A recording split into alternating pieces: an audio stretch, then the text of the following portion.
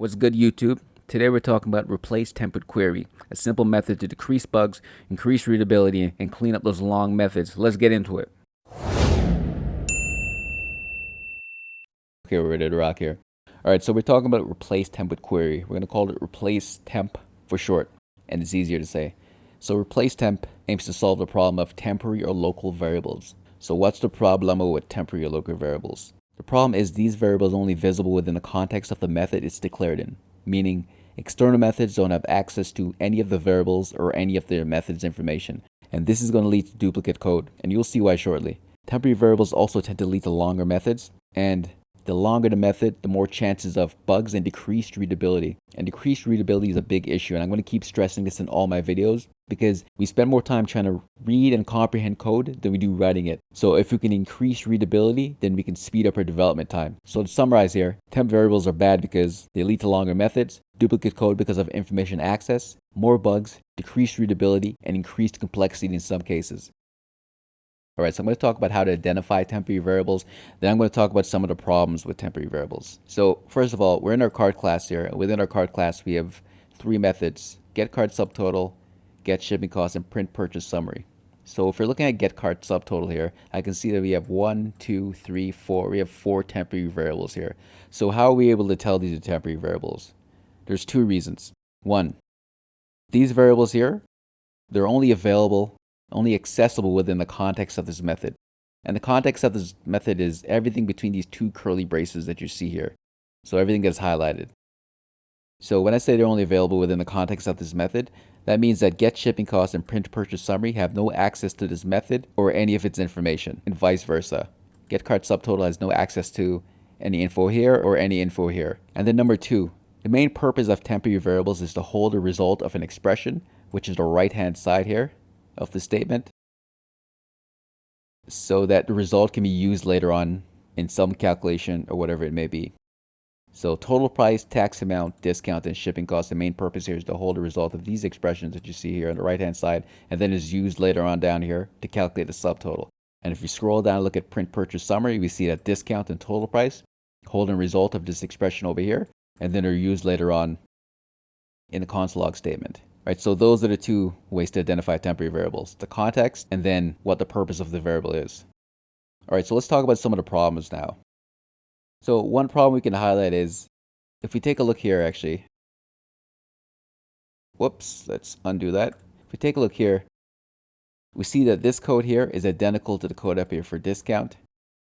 This code here is identical to the code up here for total price. So we have duplicate code. And the reason why the code needs to be duplicated is because these methods don't have access to the inner context of the other methods. So the code needs to be duplicated in order to get these results: discount and total price, discount here. So that's an issue, code duplication. We don't want that.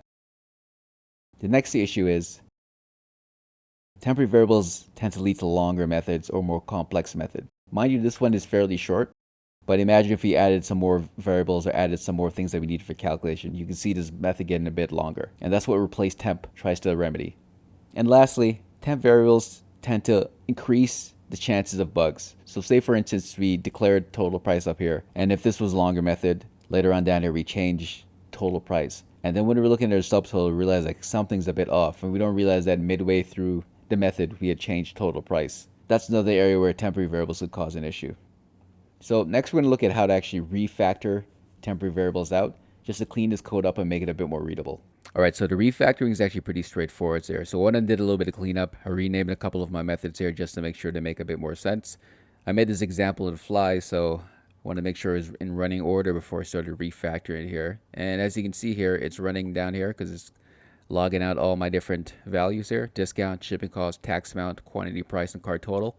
And it's running with nodemon, and nodemon just simply reruns the source file, and every time I save, it reruns it. Alright, so I went ahead here and did a little bit of scaffolding here for our methods, just because once you do one of them, the rest are going to be the exact same. And I want to keep this video as short as possible. So we'll start by grabbing the right hand side here, the expression, and I'm going to stick that in our method here. And remember, we want to return the expression as a value. And then simply a matter of calling this new method wherever our existing variable was called. So we're going to do it here. Just copy this guy here. And let's see, quantity price. It's called here, here, and here. So these are all the ones I want to replace here. And then we can see our quantity price here is no longer needed. So that can be deleted. And now it's just a matter of rinse and repeat for all of these. If you ever run into the situation where you have a temporary variable declared here, and then later on down in the method, it's declared again, you're going to want to use something called split temporary variable. And that's a different technique for refactoring. But we're not going to talk about it here. Maybe I'll talk about it in a later video.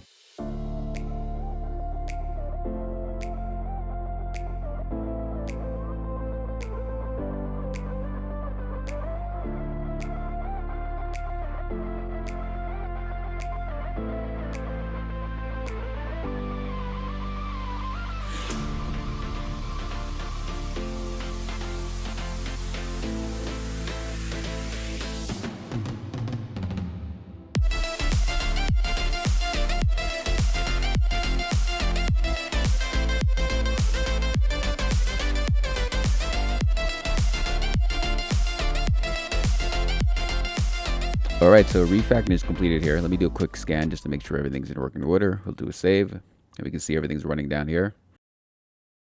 Right, so looking at our get total price here, we can see that our method is substantially shorter and a lot more readable. And then I went ahead and did one more thing.